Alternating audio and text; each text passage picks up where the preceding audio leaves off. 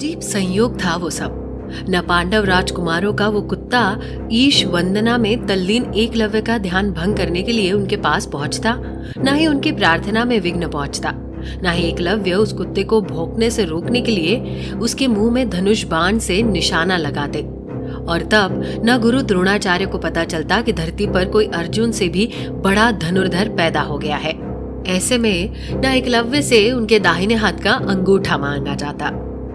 लेकिन ये सब विधाता को मंजूर था, क्योंकि ऊपर वाला इस घटना के द्वारा कुछ और ही चाहता था, जिस रहस्य से पर्दा आज हम उठाएंगे। अब प्रश्न ये उठता है कि क्या एकलव्य के अंगूठा कटने के बाद उन्होंने धनुष्य बाण चलाना छोड़ दिया था?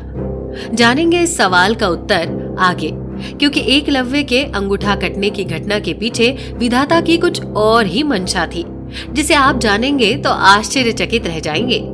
क्या थी वो मंशा, जानेंगे आज के वीडियो में, इसलिए वीडियो में अंत तक बने रहे। साथ ही वीडियो को लाइक कर चैनल को सब्सक्राइब जरूर कर दे और नीचे दिए गए घंटे के बटन को दबाना न भूले।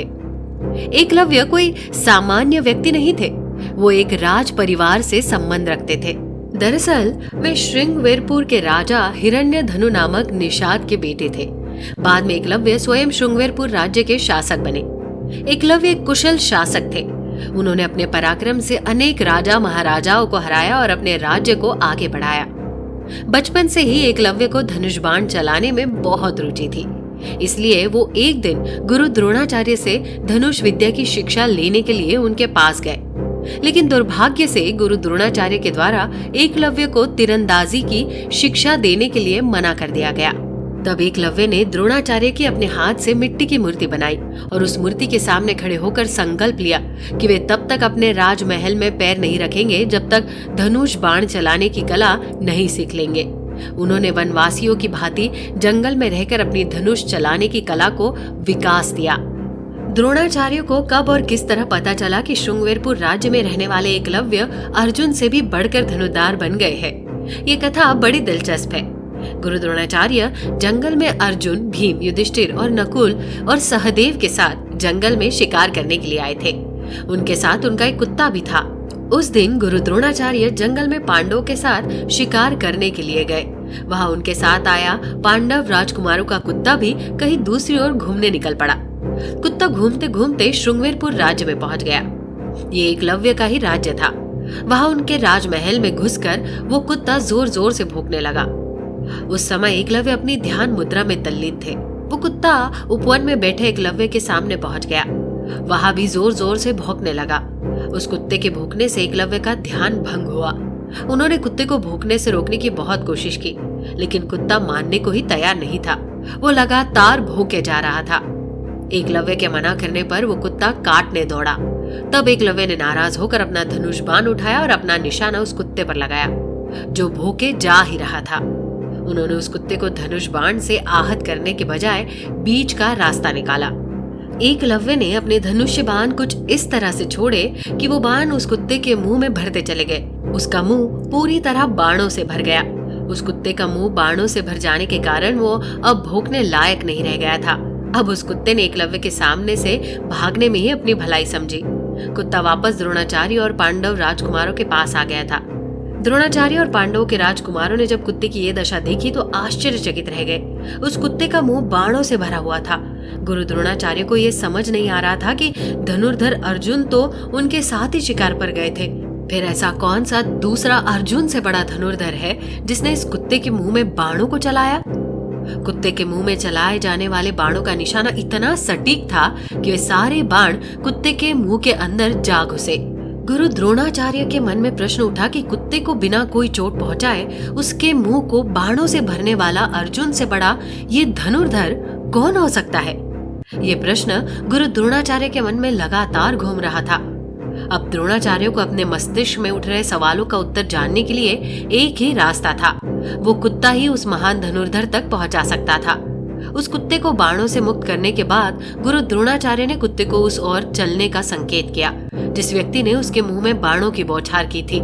वो कुत्ता गुरु द्रोणाचार्य का संकेत पाते ही उस ओर चलने लगा जिस जगह उसके मुंह में बाण लगे थे। गुरु द्रोणाचार्य अर्जुन से भी बड़े धनुर्धर की तलाश में स्वयं उस कुत्ते के साथ साथ चल रहे थे। वो कुत्ता चलते चलते राजा हिरण्यधनु के राज्य श्रृंगवेरपुर पहुंच गया और राजमहल के सामने पहुंचकर भौंकने लगा। एकलव्य से द्रोणाचार्य के मिलने पर उन्होंने उनका स्वागत और सत्कार किया। द्रोणाचार्य को इस बात का आभास हो गया कि इस राजभवन में ही ऐसा कोई व्यक्ति रहता है जिसने इस कुत्ते के मुंह को बाणों से भरा था। एकलव्य उस समय अपने राजमहल में अंदर थे। जब उन्हें द्वारपालों से गुरु द्रोणाचार्य के आने का समाचार मिला तो वो दौड़े दौड़े राजभवन के बाहर आए।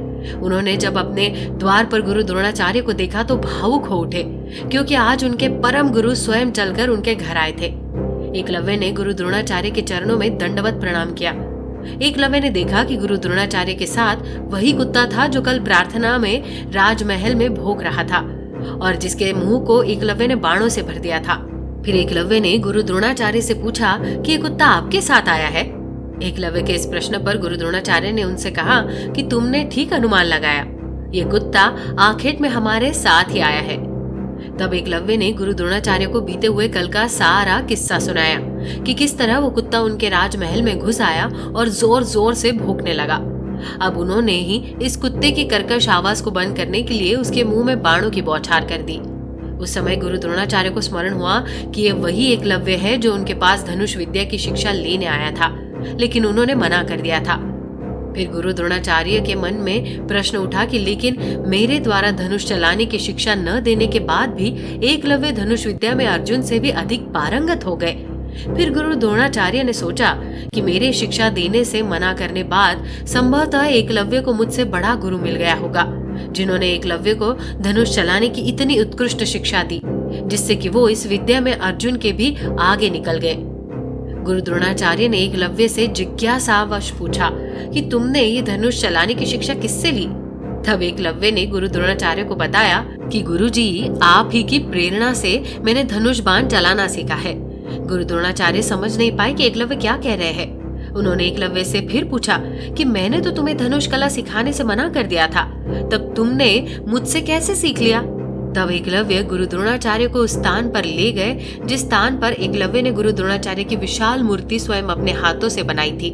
गुरु द्रोणाचार्य उस मूर्ति को देखकर बहुत आश्चर्यचकित रह गए। वे मन ही मन एकलव्य की भूरी भूरी प्रशंसा करने लगे, क्योंकि एकलव्य की सच्ची लगन ने ही उसे अर्जुन से भी बड़ा धनुर्धर बना दिया।